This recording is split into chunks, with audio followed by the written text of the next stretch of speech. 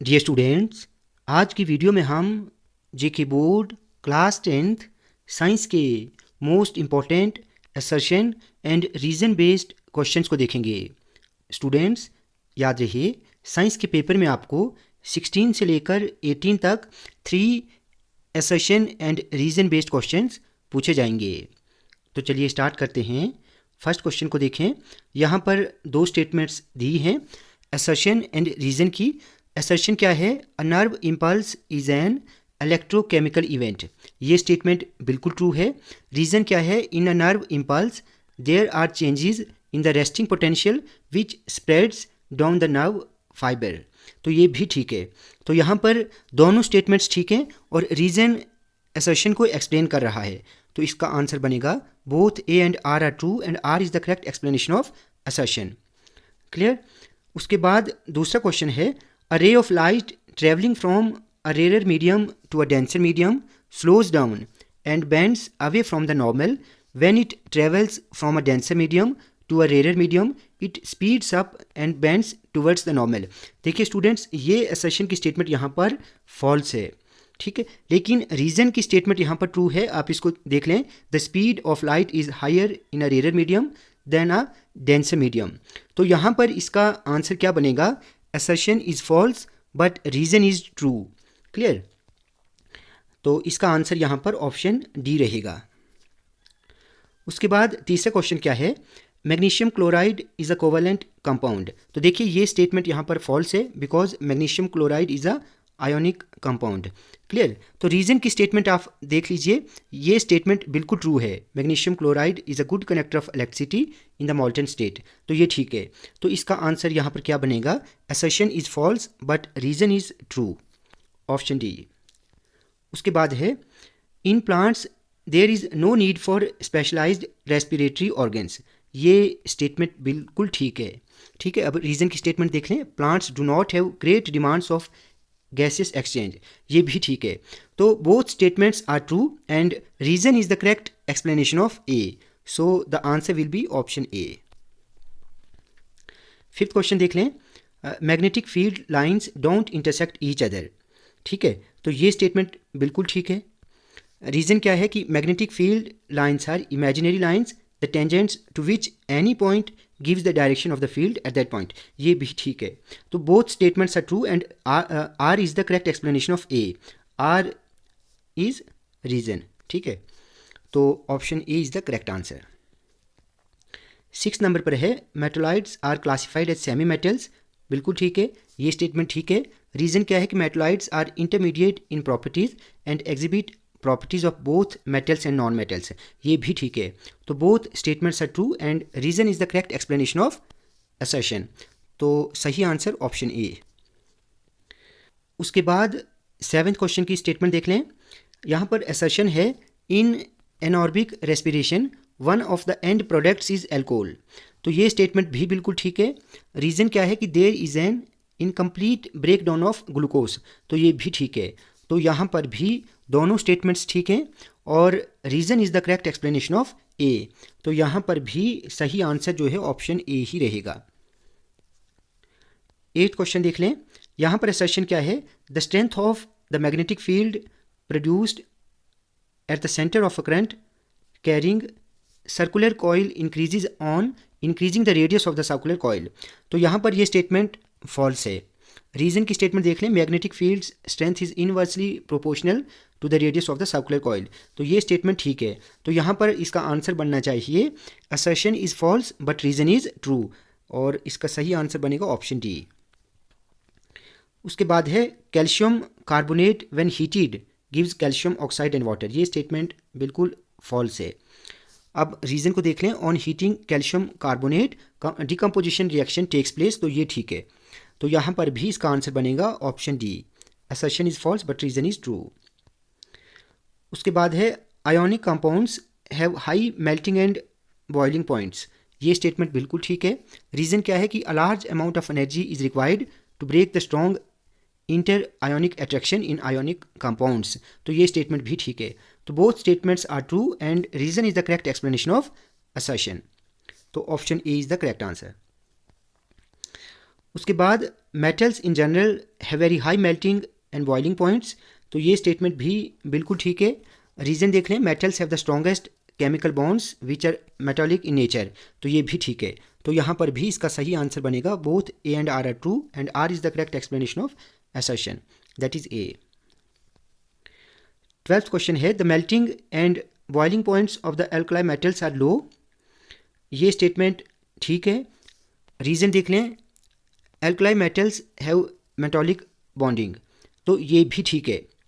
But reason जो है assertion को एक्सप्लेन नहीं कर रहा है, तो यहाँ पर इसका आंसर बनेगा both A and R are true and reason is not the correct explanation of A that is assertion। Clear? तो यहाँ पर इसका आंसर बनेगा ऑप्शन बी। 13th क्वेश्चन क्या है, metals generally act as reducing agents. ये important question है, आप इसको अच्छे से देख लेना। तो ये स्टेटमेंट बिल्कुल ट्रू है।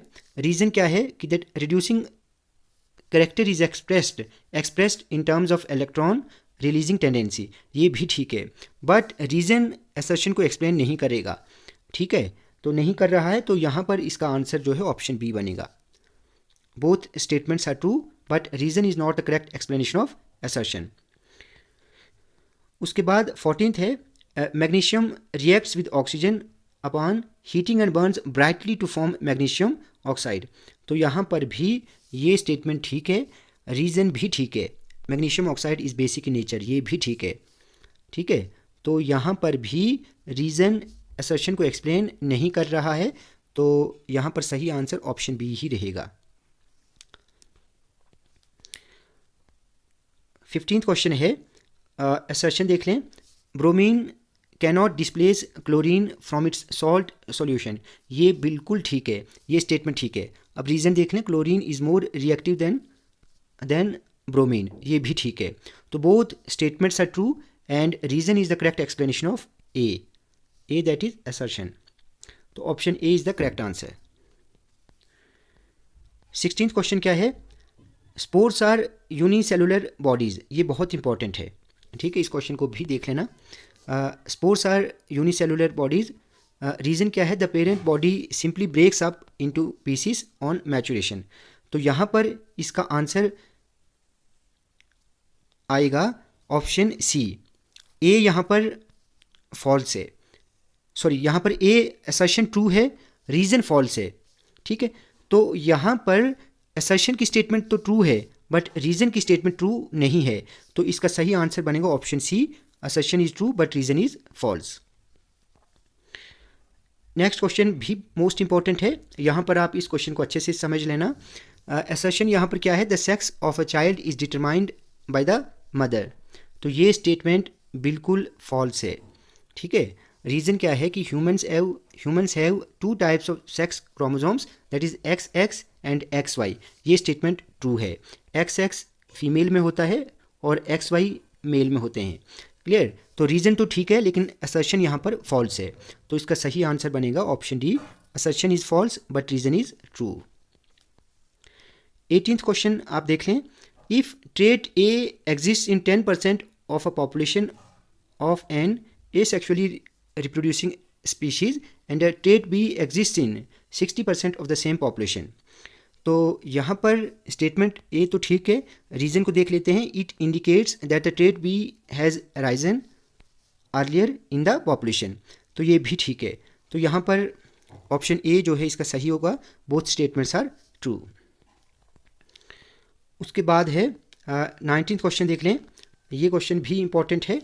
Ozone is formed in the upper atmosphere by oxygen in presence of ultraviolet radiations।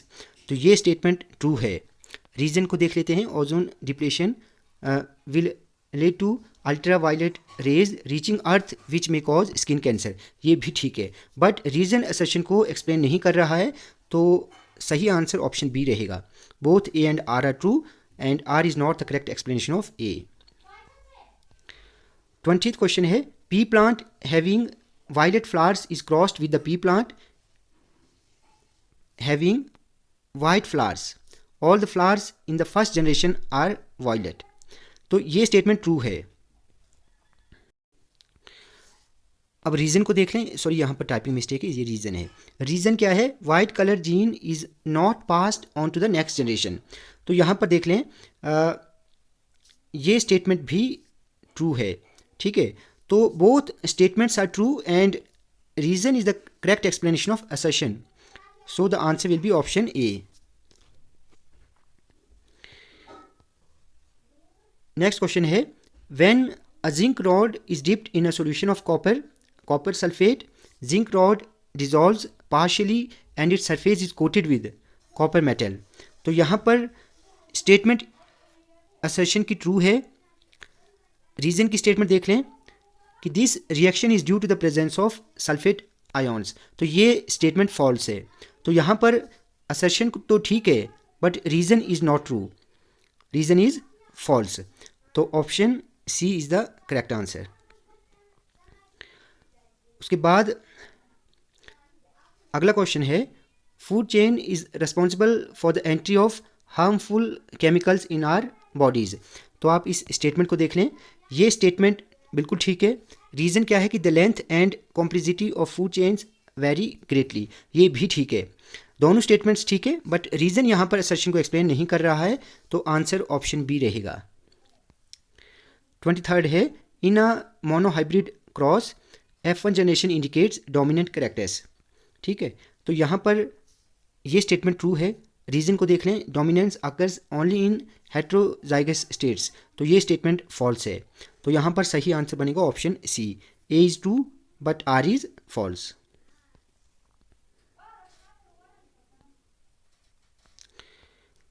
Twenty question है, ये भी इंपॉर्टेंट क्वेश्चन है। A sanctuary is formed for the conservation of animals only, ये स्टेटमेंट ठीक है। Reason क्या है? Restricted human activities are allowed in sanctuaries, तो ये भी ठीक है। Both statements are true and reason is the correct explanation of assertion. तो आप इस क्वेश्चन को ध्यान से देख लेना, ये बहुत इंपॉर्टेंट है। तो यहाँ पर इसका आंसर बनेगा ऑप्शन ए। 25th भी मोस्ट इंपॉर्टेंट क्वेश्चन है, autotrophs are also called transducers, तो ये भी ठीक है, ये स्टेटमेंट ठीक है। Reason they change one form of energy into another, ये भी ठीक है। Both statements are true and reason is the correct explanation of A, तो the correct answer will be option A. 26th है, decomposers act as cleaning agents of the environment, ये statement बिल्कुल true है। Reason है कि the decomposers recycle waste material in the hydrosphere, ये भी ठीक है। और रीज़न असर्शन को एक्सप्लेन कर रहा है, तो आंसर बनेगा ऑप्शन ए। 27th है, 27th भी इंपॉर्टेंट क्वेश्चन है, असर्शन को देख लें। Ozone is both beneficial and damaging, ये स्टेटमेंट ट्रू है। रीज़न क्या है कि stop the release of chlorofluorocarbons to protect the ozone, ये भी ठीक है। तो दोनों स्टेटमेंट्स ठीक हैं और रीज़न असर्शन को एक्सप्लेन कर रहा है, तो यहाँ पर ऑप्शन ए इसका सही आंसर है। उसके बाद नेक्स्ट क्वेश्चन है, ये क्वेश्चन भी इंपॉर्टेंट है।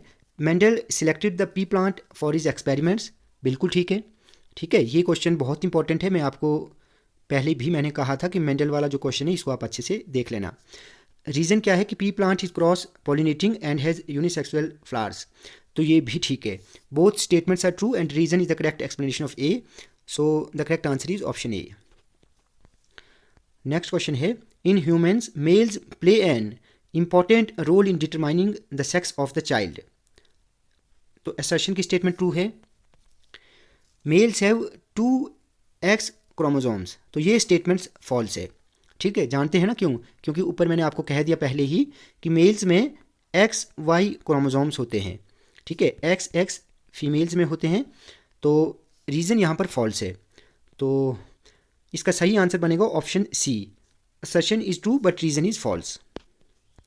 27th क्वेश्चन है, without variations evolution is impossible, statement true है।